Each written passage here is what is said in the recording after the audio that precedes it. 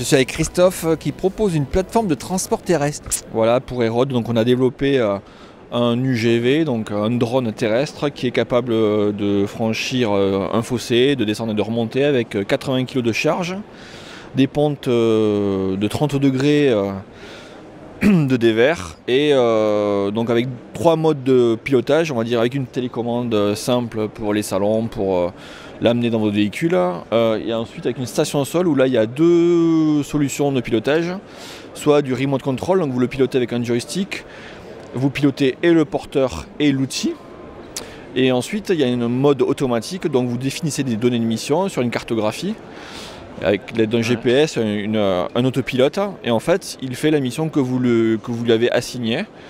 Il suit sa mission et il effectue sa tâche. Et la communication, elle se fait comment? Par Wi-Fi? Alors, il y a plusieurs, non, c'est un moyen de communication propre. Donc il y a la télémétrie, donc en temps réel vous voyez son attitude, donc son roulis, son tangage. On peut l'équiper d'un tas de capteurs, donc détecteurs de flammes, de gaz, là il a 3 caméras. Dans les capteurs d'humidité, de température, on peut imaginer, on a fait des essais avec peut-être 50 capteurs différents. Et donc on a tout en temps réel sur la station sol, on peut le voir là. Ça fait du renseignement en fait, ça récupère tout un tas de choses.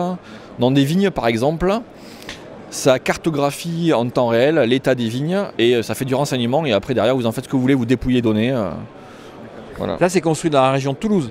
Voilà, c'est 100% français, et là on est en train de prospecter pour équiper des moteurs français. Donc là il y a tout est français, Hérode fabrique tout, la mécanique, l'électronique, le logiciel, embarqué ou PC. Et le marché actuellement, là, vous en avez vendu beaucoup? Là on est dans la prospection, on les a pas encore vendus malheureusement, mais on a des touches dans l'agriculture, la défense et la sécurité civile. D'accord, donc le fait de venir sur le salon, ça permet de l'exposer, de donner une bonne exposition voilà, au produit? De montrer que c'est pas une vue de l'esprit, on a un outil qui marche, que ce soit le porteur ou la station sol.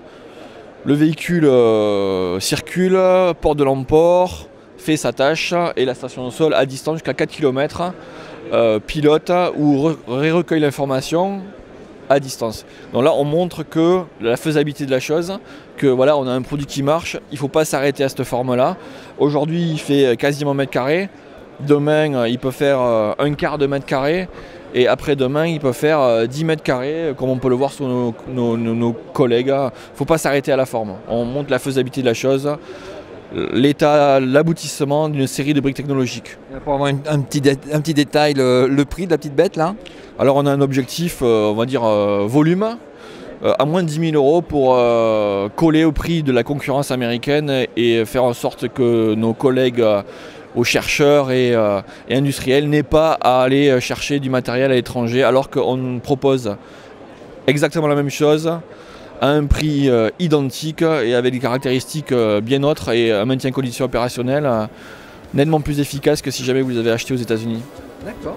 Merci Christophe. Merci beaucoup. Merci à vous.